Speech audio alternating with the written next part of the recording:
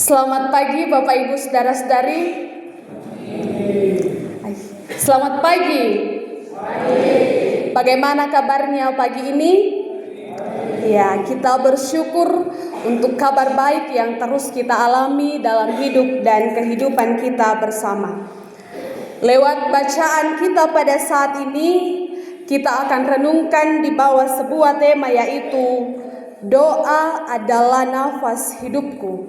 Doa adalah nafas hidupku. Nah, Bapak Ibu Saudara-saudari, memulai khotbah saya saat ini, saya mau mengajak kita untuk menarik nafas dalam dua versi. Yang pertama menarik nafas pendek, dan yang kedua menarik nafas panjang. Yang pertama dulu menarik nafas pendek, 1, 2, 3. Yang kedua menarik nafas panjang, 1, 2, 3. Bagaimana rasanya? Lega. Mana yang paling lega, nafas pendek atau nafas panjang? Ya, nafas panjang. Nah, Bapak Ibu Saudara-saudari, nafas adalah sesuatu yang dibutuhkan oleh setiap makhluk hidup, termasuk manusia. Tidak ada makhluk hidup yang tidak bernafas. Sebab dengan bernafas, kita menghirup oksigen yang sehat untuk tubuh kita. Ini berarti secara jasmani kita perlu bernafas, sebab itu adalah kebutuhan hidup kita. Secara jasmani kita perlu bernafas setiap saat, karena itu adalah kebutuhan untuk tubuh kita. Nah, bukankah hal yang sama juga berlaku dalam kerohanian kita? Sebagai manusia jasmani dan rohani, ada hal yang harus kita selalu lakukan, yaitu bernafas. Kalau secara jasmani kita bernafas melalui oksigen, maka secara rohani kita bernafas melalui doa, sebab doa adalah nafas hidup setiap orang percaya. Nah, mengapa kita perlu berdoa? Bapak Ibu Saudara-saudari, sesungguhnya di dalam doa ada relasi antara Allah yang adalah Bapa kita dengan kita sebagai manusia. Jadi di dalam doa ada relasi, ada hubungan antara Allah yang adalah Bapa kita dengan kita, umat ciptaannya. Nah, ini yang tercatat dalam Injil Lukas pasal 11 ayat pertama hingga ayat yang ke-13 yang kita baca saat ini, bahwa di dalam doa itu terdapat relasi, terdapat hubungan antara Allah dengan manusia. Lalu ketika para murid meminta Tuhan Yesus mengajarkan mereka untuk berdoa, yang menarik di sini Bapak Ibu Saudara-saudari ialah Tuhan Yesus mengajarkan mereka untuk berdoa dengan menyebut nama Tuhan dengan sebutan Bapa. Nah, jelas dalam bacaan kita bahwa Allah sendiri yang ingin dirinya dipanggil sebagai Bapa. Perlu kita ketahui Bapak Ibu Saudara-saudari bahwa bagi para pengikut Yesus yang ada di Yahudi pada saat itu, memanggil nama Allah itu sangatlah sakral dan tidak boleh dipanggil atau disebutkan dengan sembarangan. Maka ketika Yesus mengajarkan untuk memanggil Allah dengan sebutan Bapa, ini sesuatu hal yang mind-blowing bagi mereka.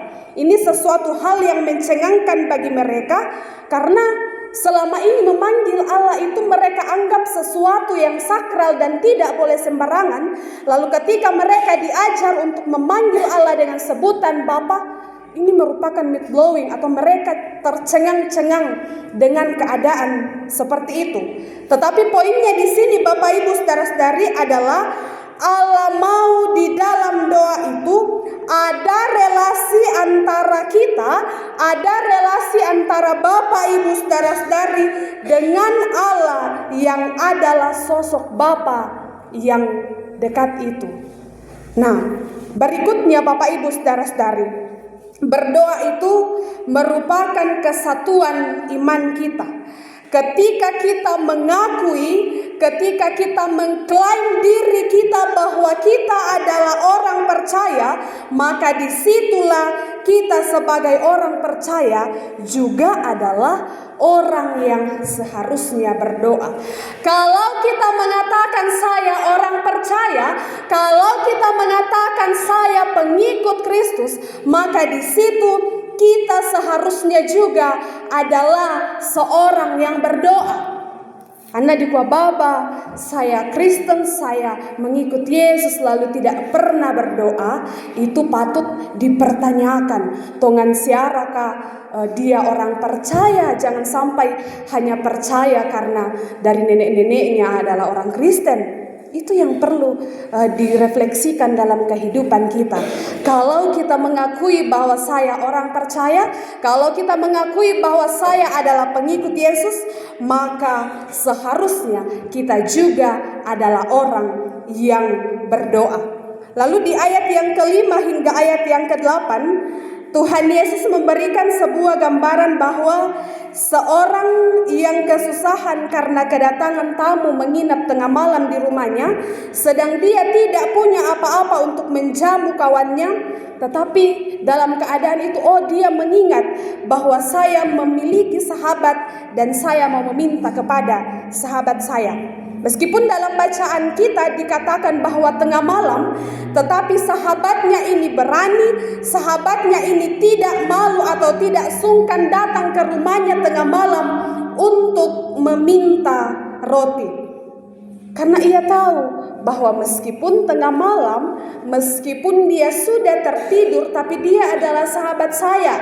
Lalu ketika saya datang untuk meminta, dia pasti akan memberikan, karena dia tidak akan mengizinkan saya untuk mengalami kesulitan. Nah, lewat gambaran perumpamaan sahabat ini, Tuhan mau mengatakan bahwa dia juga adalah sahabat bagi kita. Kita tidak perlu takut, kita tidak perlu sungkan untuk datang meminta kepada Tuhan, sebab Dia adalah Tuhan yang adalah sahabat yang akan memberi, yang akan menolong, dan yang akan memberikan jawaban ke kita ketika kita mempunyai pertanyaan. Bapak Ibu saudara-saudari, kalau teman, kita semua punya teman, tapi sahabat itu adalah orang yang paling dekat dengan kita. Maka Yesus sendiri mengatakan bahwa Dia adalah sahabat kita. Karena itu sebagai Tuhan yang adalah sahabat kita, Ia akan menolong kita, Ia akan memberikan jawaban bagi kita, membukakan pintu ketika kita mengetuk, dan kita akan menemukan ketika kita mencari Dia. Jadi dalam kehidupan kita, kalau ternyata kita tidak menemukan jawaban, kalau ternyata kita tidak menemukan pertolongan, kalau ternyata pintu tidak dibukakan bagi kita, sudahkah kita berdoa? Jangan-jangan kita tidak berdoa sehingga kita tidak menemukan jawaban. Jangan-jangan kita tidak berdoa sehingga kita tidak menemukan pertolongan. Nah, karena itu Bapak Ibu saudara-saudari, jadikan doa itu sebagai liturgi, sebagai tata cara kehidupan yang kita jalani setiap hari. Bapak Ibu saudara-saudari, kalau kita menghitung dalam jangka waktu 24 jam, berapa kali kita bernafas secara rohani? Tidak terhitung. Karena itu secara rohani berapa kali kita bernafas sehari? Secara rohani, hitung-hitunglah berapa kali kita bernafas secara rohani setiap hari. Atau jangan-jangan tidak sama sekali. Itu yang perlu kita refleksikan dalam kehidupan kita. Karena itu Bapak Ibu saudara-saudari, mari kembali ke dalam kehidupan kita, jalani hidup kita sebagai orang-orang percaya, sebagai pengikut Kristus yang seharusnya menjadikan doa sebagai tata cara hidup kita, sehingga hidup yang kita jalani dapat kita jalani dengan baik. Dan ketika kita membutuhkan pertolongan, kita membutuhkan jawaban, bahkan mengetuk pintu, Tuhan akan membukakan dan memberikan jawaban bagi kita ketika kita mau datang terus mendekatkan diri dan berdoa kepadanya. Amin.